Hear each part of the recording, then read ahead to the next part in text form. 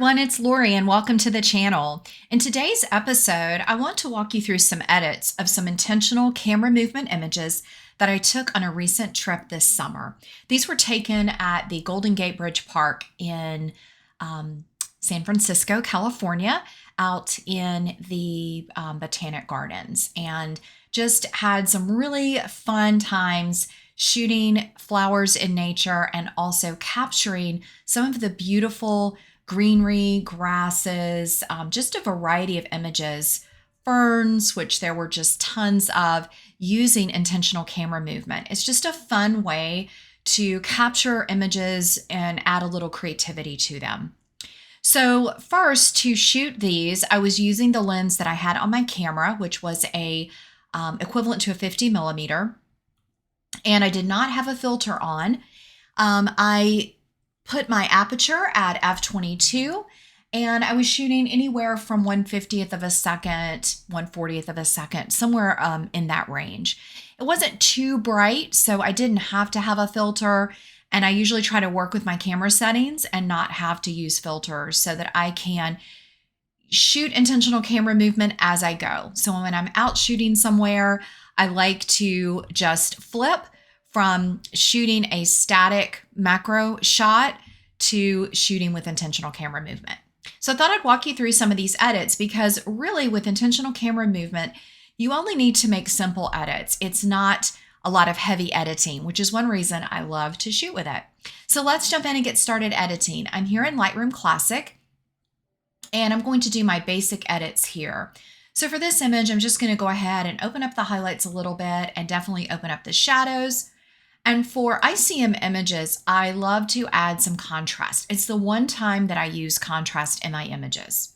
Now, I don't want the saturation to be that bright, so I'm going to go ahead and bring that down just a little bit and maybe to right there.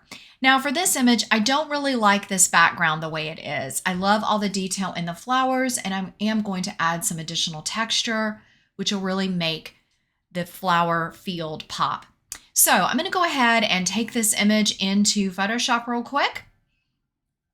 And what I'm going to do in Photoshop is use the clone tool, and I'm actually going to make it as if this garden went a little bit further into the background. I could always crop, but I like the size of the image. I could also do a blur filter on the top of the image, but I think just using the clone tool, I'm pretty confident I can get the look that I'm wanting to just have these flowers kind of fade into the field. So let's jump into Photoshop and see if we can get rid of that kind of dark background and make an impact. All right, so I'm going to minimize this and let's enlarge this a little bit so you can see it a little bit better. So the first thing I like to do is always duplicate my background layer so that I've got a clean copy if I need it. You can turn that layer off if you want. It doesn't really matter. Now I want to go up and under my brushes, I want to make sure I'm on a soft round. And then I'm going to go ahead and go to the clone tool. Opacity, let's start at like probably about 70 to 80%. And I'm going to just come in and click the Option key to set my target right here. And then I will bring that up and apply it right here in the flowers. And I'm just going to keep going across.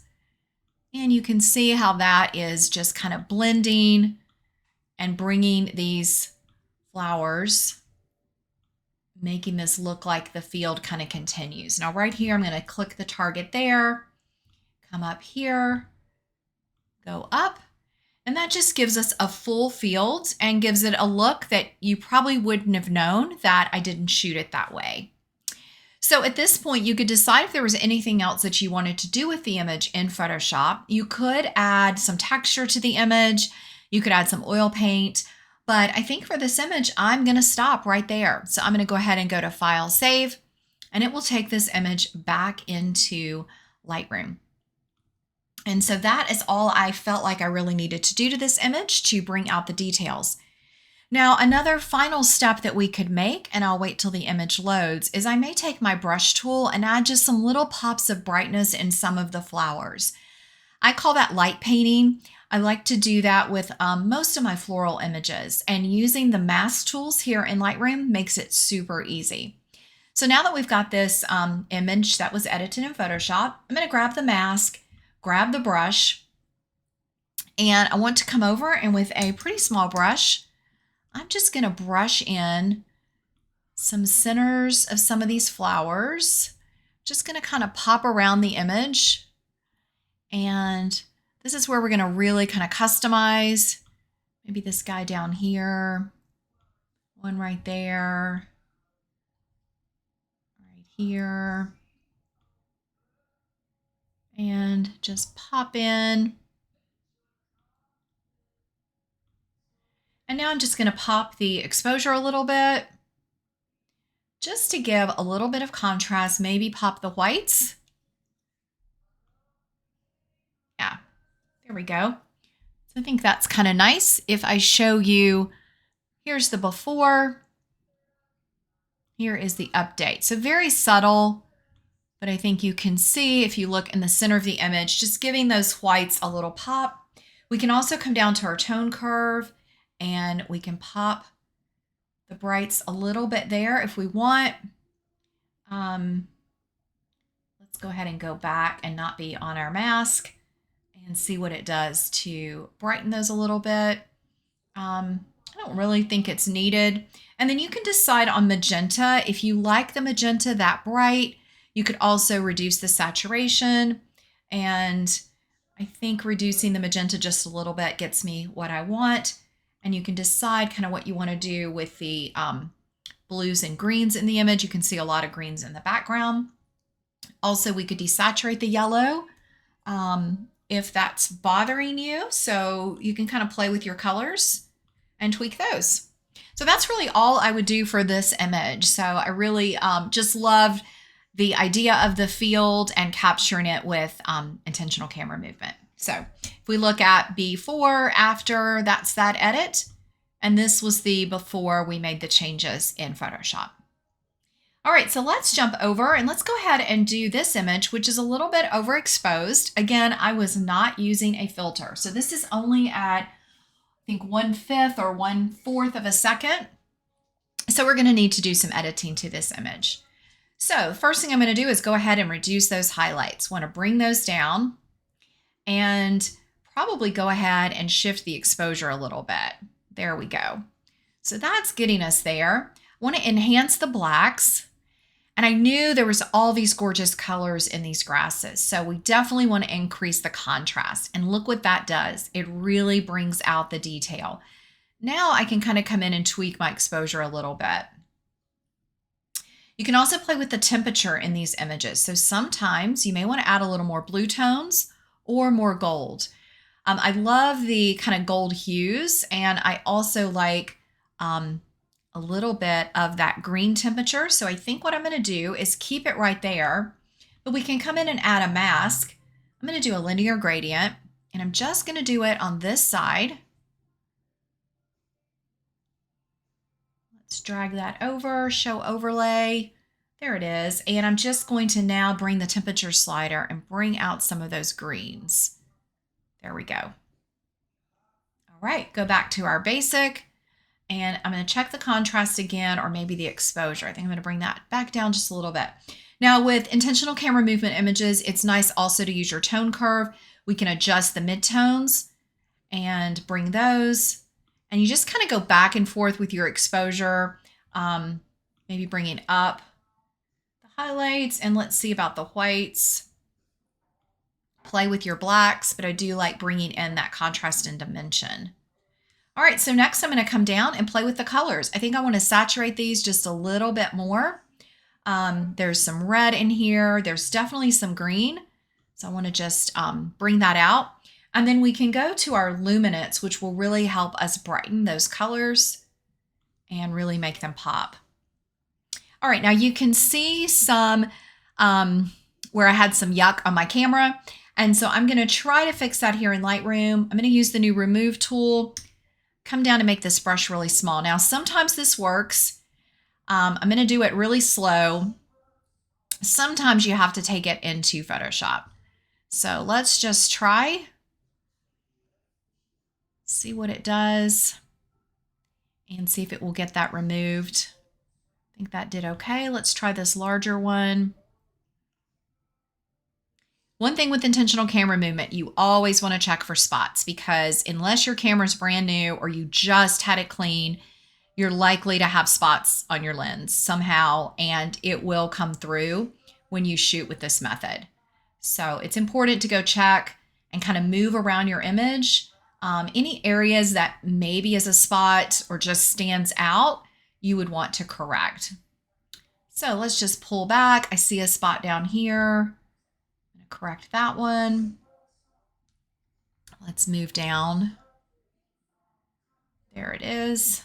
Get our brush smaller and just go through and make those corrections. I think that's the biggest mistake people make when they shoot with this method, is they don't check for these spots. And like that's probably a spot.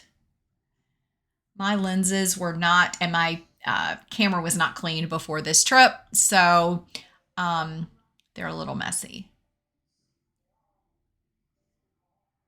All right, I think that's pretty good. Now, sometimes I'll come back to the image later and I'll notice something, so it is good to kind of take a minute to stand back. But I just love how I was able to capture these natural grasses.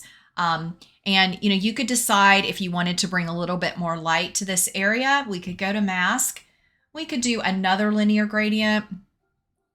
So I liked the blacks, but if you don't want it as dark, we could just come in and pop a little bit of exposure there.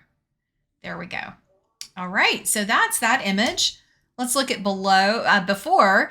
So sometimes you may shoot with ICM, intentional camera movement, and your image is a little bright.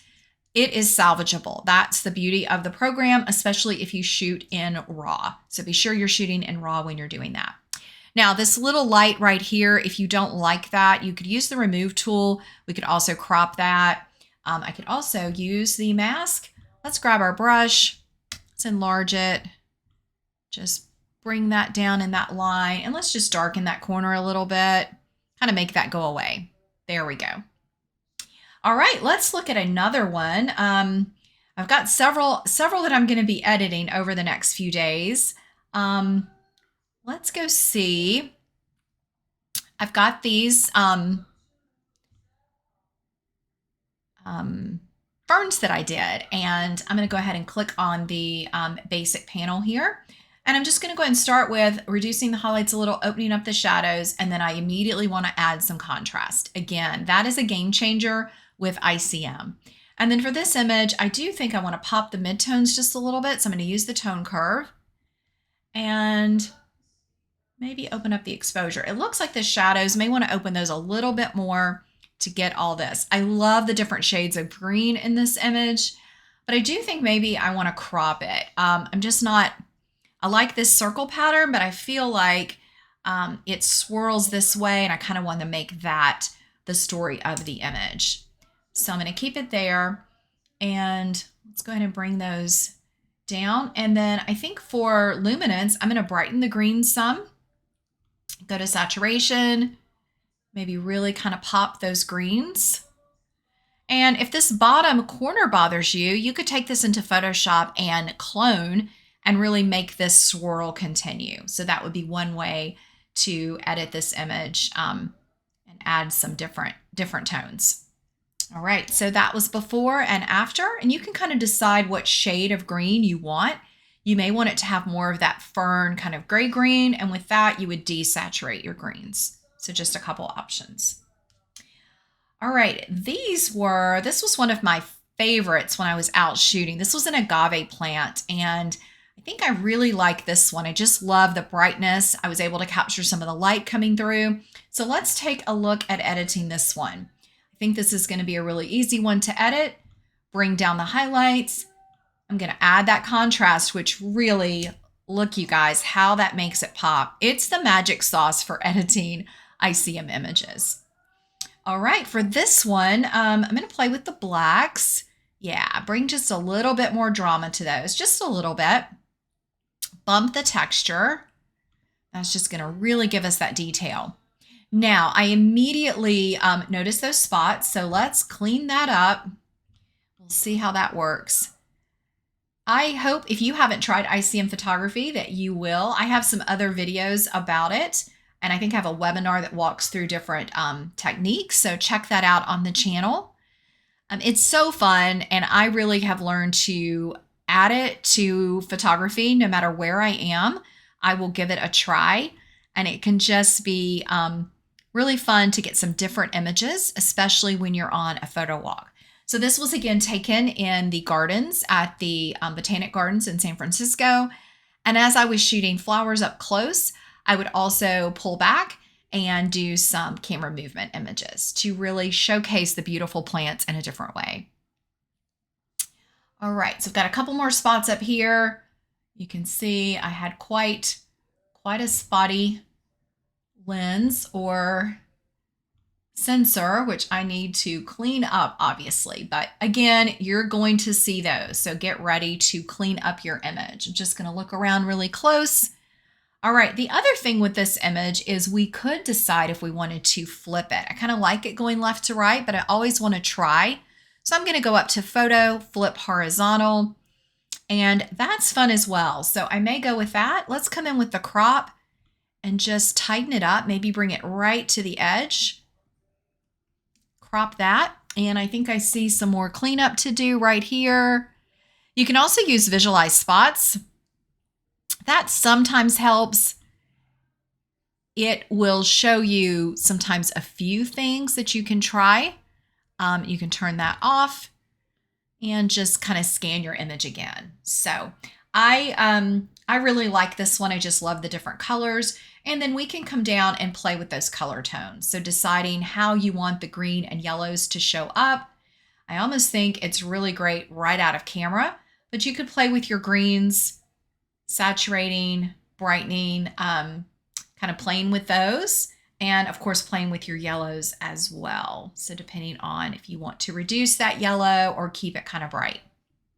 So those were several images from my trip that I did with intentional camera movement. I have lots more to edit. So here was another agave plant.